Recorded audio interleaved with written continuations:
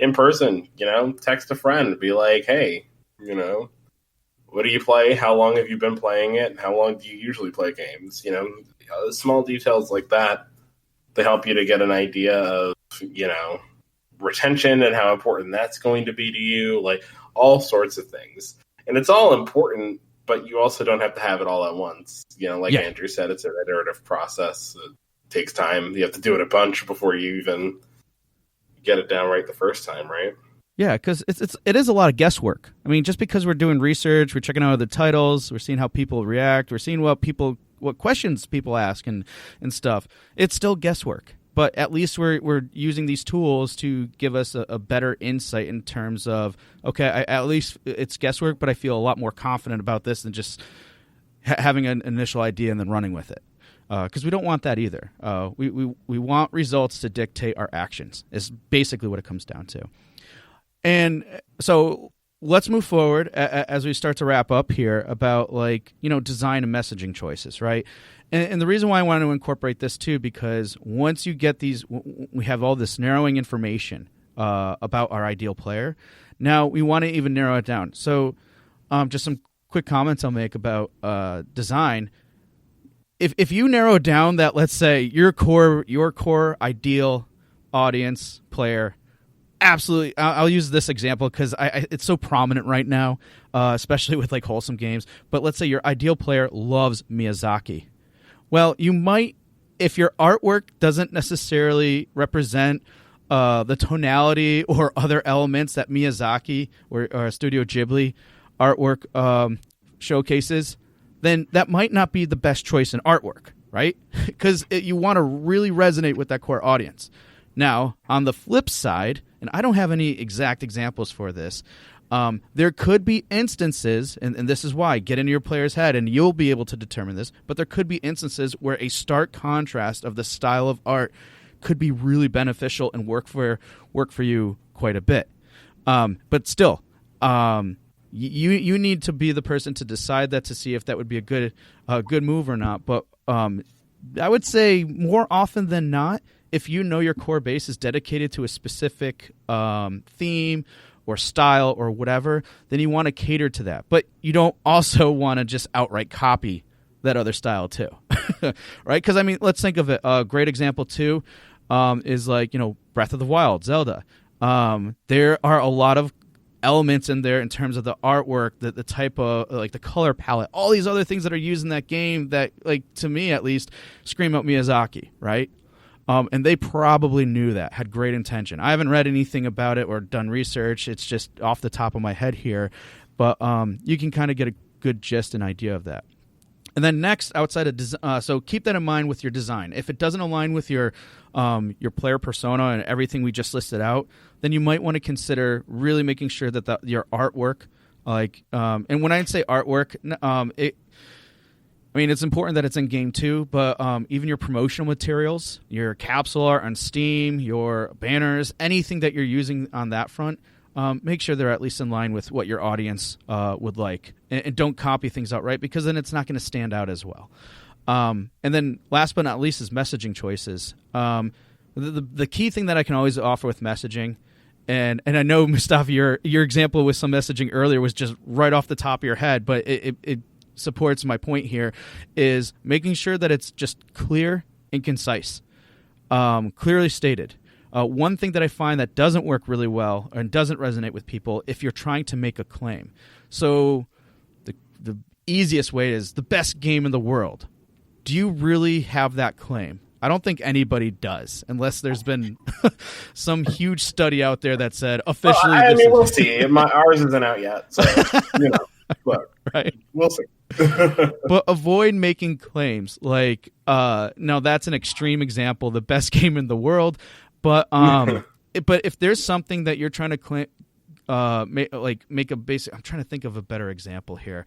But if you're trying to make a claim where you're ultimately saying something that's deciding for the player, they'll probably call you out on it. And this is how they call you out on it. They don't wishlist your game, or they don't take action, basically.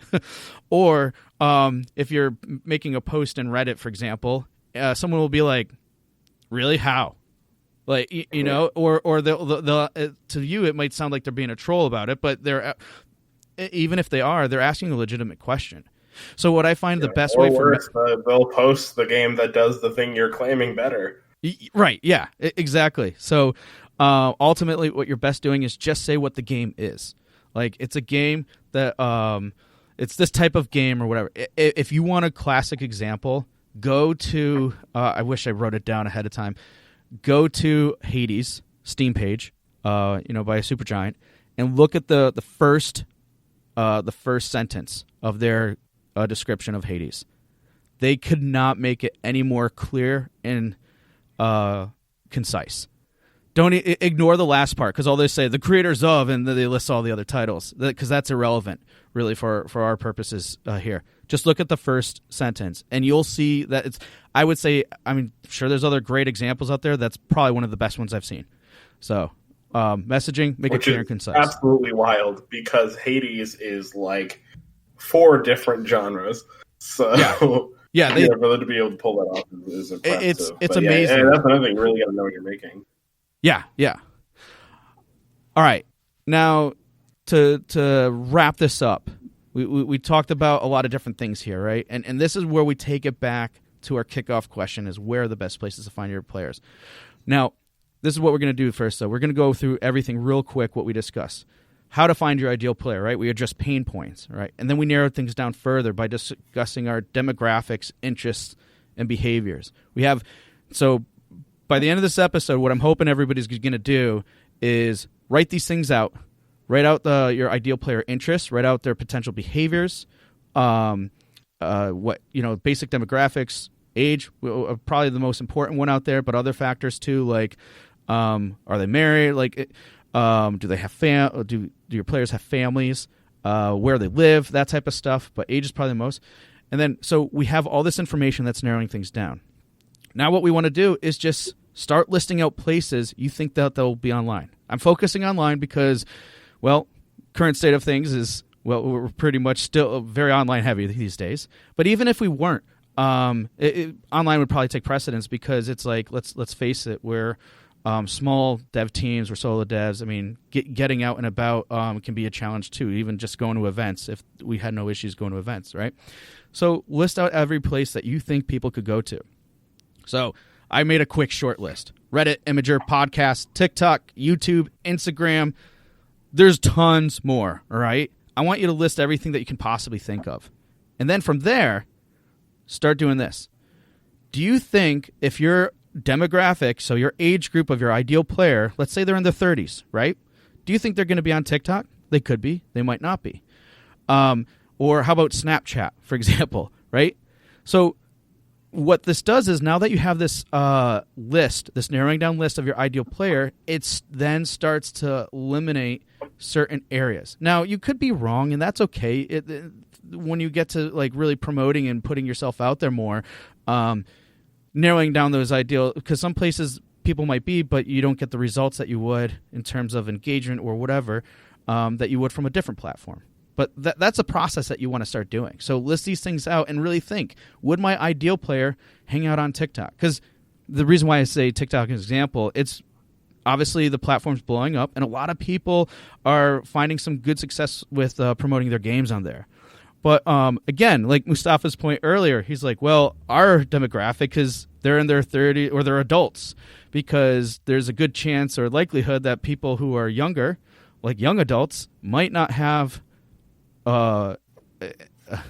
expendable incomes in which they can have no problem spend money on games, right? Maybe they do. Again, that can go into behavior. There's other factors there, but he made a good point. That's why his target audience, at least for age demographics, is in their 30s. They have more money available to spend on things like that. So if a younger audience is on TikTok and they're less likely to have the money to spend on your game, maybe that might not be a good alternative. Maybe it is. There's lots of other things to do. But that's what I want people to do, is to list out all the potential places, and then now that you have a little bit more information about your ideal player, start checking them off in terms of that. And then let's say you have a list of 5, narrow it down to 3, because we don't want, or at least 2, or juice even 1. We don't want you to overwhelm yourself. All right, sorry, I threw a lot out there to everybody. Mustapha, do you have any other insight on those fronts in terms of narrowing down the interest and all that other information about your player persona, and then how to then find where they hang out based off of that? I think you mostly summed up everything I had to say. The only thing I would add is that, like, I wanted to put a quick addendum because, of course, when referring to young audiences, I don't want to imply that I was saying those are worth writing off entirely. Oh, no, definitely not. Obviously, like a lot of kids, their parents buy games for. I mean, Fortnite's doing numbers. I don't think that's all adults. Right.